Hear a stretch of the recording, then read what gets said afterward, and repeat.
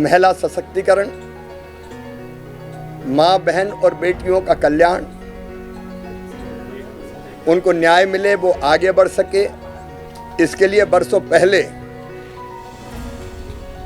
अभियान प्रारंभ हुआ। 2005 के अंत में मुख्यमंत्री बनने के तत्काल बाद बेटियों की शादी बोझ ना रहे, क्योंकि कई बार बेटी ना आए इसलिए भी लोग रोकते थे, और इसलिए शादी सरकार करेगी। मुख्यमंत्री कन्यादान योजना हमने बनाई। आज लाखों बेटियों की शादी उस योजना के अंतर्गत होती है। तो 2006 में एक ऐसी योजना जिसको प्रकारांतर से कई राज्यों ने अपनाया।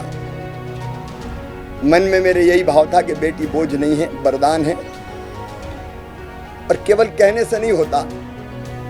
तो कल्पना थी कि बेटी पैदा हो तो लखपति हो जाए, वो बोझ ना लगे।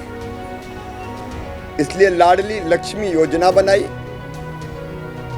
और मध्य प्रदेश तो जानता है कि 30,000 रुपए के बचत पत्र जन्म के साथ ही बिटिया के माता पिता के खाते में डालते हैं। उसको पढ़ाई से भी जोड़ा। इसका अगला चरण था राजनीतिक सशक्तिकरण बहनों का,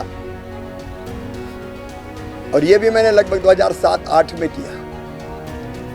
स्थानीय निकायों में चुनाव में 50% आरक्षण बहनों को दिया। फिर मेरे मन में एक जिद और आई जिसका बहुत विरोध हुआ। पुलिस में बेटियों की भर्तियों के लिए रिजर्वेशन, 30% आरक्षण बेटियों को पुलिस की भर्ती में हमने दिया। 50% आरक्षण दिया शिक्षक जैसी नौकरियों में। एक काम और जिसका बहुत सकारात्मक असर हो रहा है कि अगर कोई जमीन, मकान, खेत, संपत्ति रजिस्ट्री अगर बहनों के नाम से कराएंगे तो स्टाम्प शुल्क, रजिस्ट्री शुल्क केवल 1% लगेगा।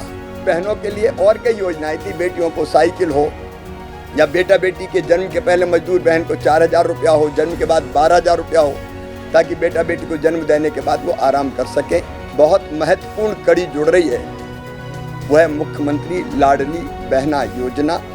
तो मुझे लगा कि अगर सब गरीब और निम्न मध्यम वर्गीय बहनों के खाते में अगर ये राशि जाएगी 12,000 रुपया साल, तो कई छोटे लेकिन बहुत ज़रूरी काम वो ढंग से कर पाएंगी। मैंने आपको पूरी श्रृंखला इसलिए बताई कि हर योजना अलग अलग समय बनी, तब जब चुनाव नहीं थे।